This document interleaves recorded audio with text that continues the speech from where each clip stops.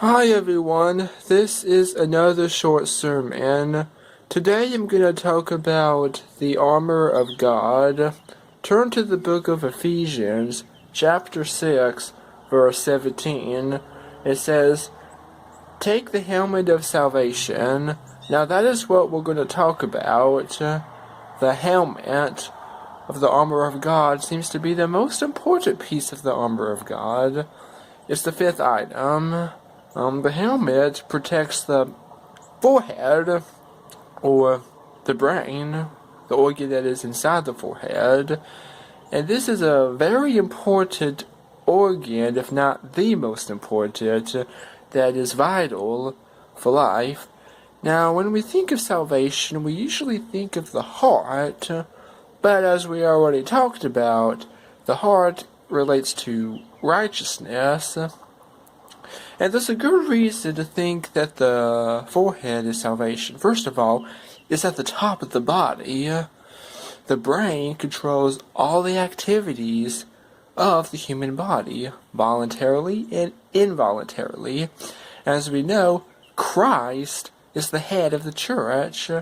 So, if the forehead relates to salvation, then Christ is the forehead, and we, as the church, are the body, and we have all the other pieces of the armor of God. Now think of the armor of God without the helmet.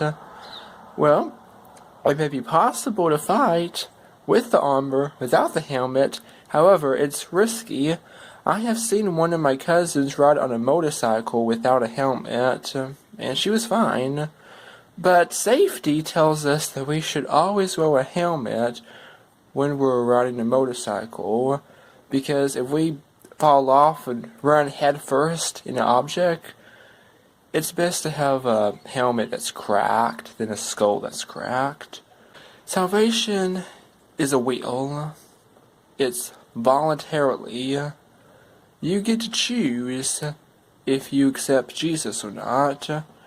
And the brain, as we already know, the will, if I have the will to lift my hand up, that's voluntarily. Salvation is also voluntarily because we get to choose mentally. We have to make that willing decision, which is also the same thing as conversion. Alright, it's a conscious decision to be saved. It's an unconscious decision of the process of regeneration.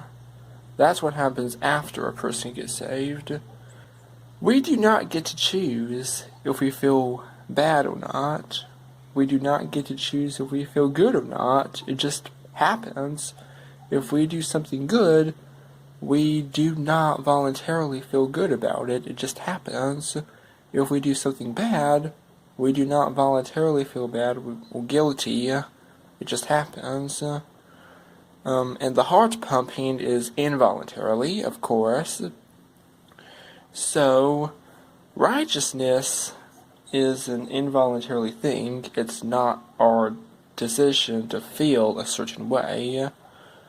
Feelings are not part of our voluntary state.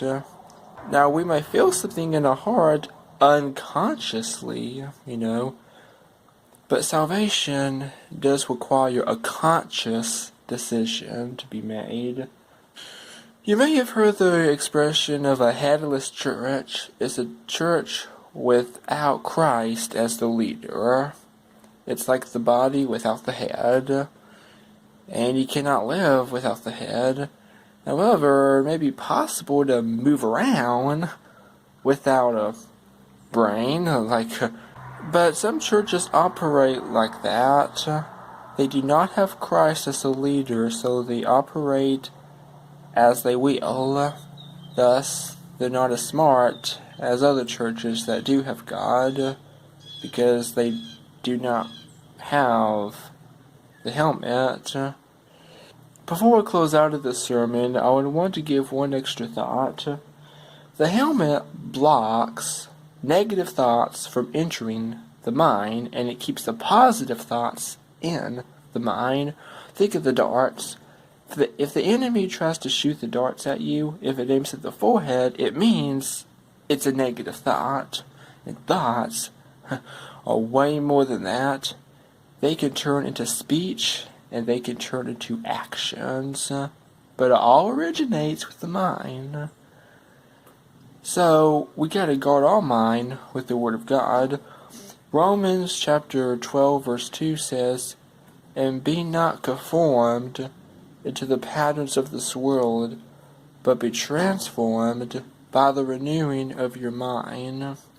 So we gotta use the Word of God to transform our minds and renew it, and to block out the thoughts of the enemy.